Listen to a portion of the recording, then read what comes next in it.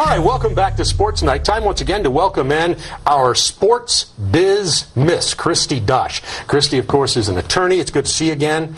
Also an author, and has written a book called Balancing Baseball, talking about the figures, the finances behind the big Major League Baseball situation. And also you look into the finances of a lot of things in sports, whether it's big-time college or whether it's pro sports. And I wanted, while you're here with us, to get a story that's breaking in the Atlanta area and really is of interest all around the Southeast, and that is that NASCAR is eliminating a race in the springtime at Atlanta Motor Speedway, and it's probably being moved to the state of Kentucky. But there's more to that story than just NASCAR moving a race away from Atlanta. Yeah, when I first heard this story yesterday, I was kind of prepared to blame NASCAR for us losing this race, but it sounds like it's actually the ownership group at Atlanta Motor Speedway. They own a number of tracks, and they have asked for a NASCAR race to be at each of their tracks. Right now, their track in Kentucky doesn't have a race, and it sounds like this one's going to be relocated there, although probably not the same time of year.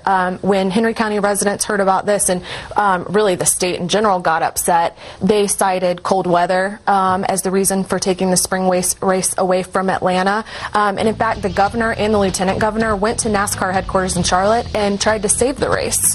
Yeah, and there's some significant problems with Henry County in terms of revenue. As we take a look at some of the amounts of money that are involved in this from 2008 tourism figures, that'll give you an idea, and there's even more to this story. These figures are for tourism for the county as a whole, but the Chamber of Commerce has said the bulk of these numbers is from the races. $180 million in revenue a year between the two races. That provides about $13 million in state and county taxes and about 2,000 jobs. You take away one of those races and you're easily going to see those numbers cut in half. You know, the fall race does do a little better, but I think it's pretty safe to say those numbers are going to cut. And if you live in Henry County, the concern I would have at this point is that the Chamber of Commerce has said they would have had to tax homeowners about an additional $172 a year in order to make up for one of these races being gone. Yeah, out of the pocketbook. Let's talk a little bit about the agents, and we've been talking about this the last couple of weeks that you've been on the show. Agents and improper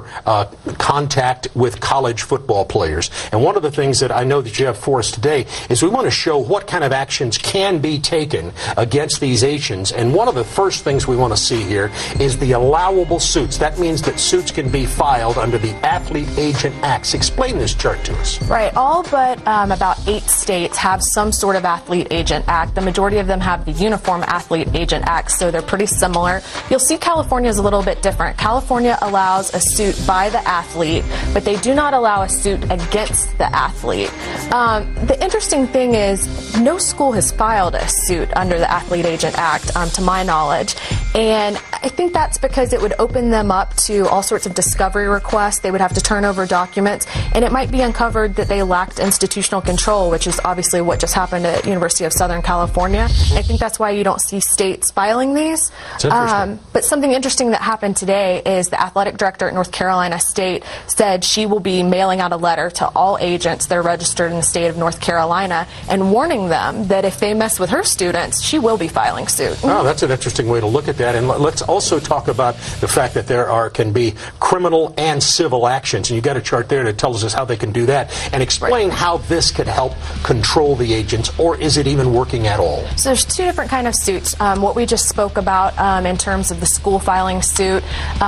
In 2 states, you'll see in Florida and California, there could be huge penalties because not only can the school recover actual damages, they can recover punitive damages, which could be very painful, especially in the state of Florida where they get treble damages, which is really just triple damages. The other side of that is you have administrative fines. These are directly from the Secretary of State or whatever administrative body in that state governs athlete agents. So you can see those penalties. Those can be levied directly by the agency. You know, there's going to be no criminal trial. They can just levy those fines. They will disallow that agent from acting in that state. And then you've got the criminal penalties, and you saw there were a few states there that actually have it classified as a felony. Right. So they can do that. I want to just ask for one quick comment in the short amount of time we have, and that is on the sale of the Texas Rangers. Here they are leading the West in the American League, yet they go to bankruptcy court, and now they've sold, and Nolan Ryan's heading a group that got the bid, I guess, in the auction. Just quickly, what does that all mean for the Rangers? if you're a baseball fan, this is really the best thing that could have happened to the Rangers. I've heard some mumblings that maybe the Jim Crane, Mark Cuban group was at a disadvantage and that maybe there was some maneuvering. You know, people think maybe it wasn't entirely fair. There were some people that wanted to see Mark Cuban as an MLB owner, but this is the best thing that could have happened for the Texas Rangers. The Greenberg-Ryan group was already approved by Major League Baseball owners, and it is said that it'll all be tied up by the time their financing commitments are up next week. So we're going to see a quick turnover.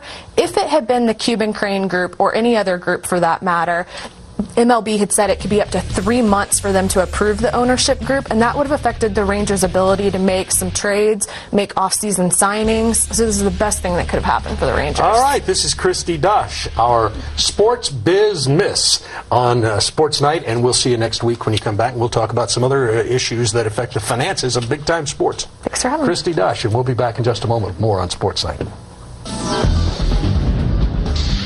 Just a snap away.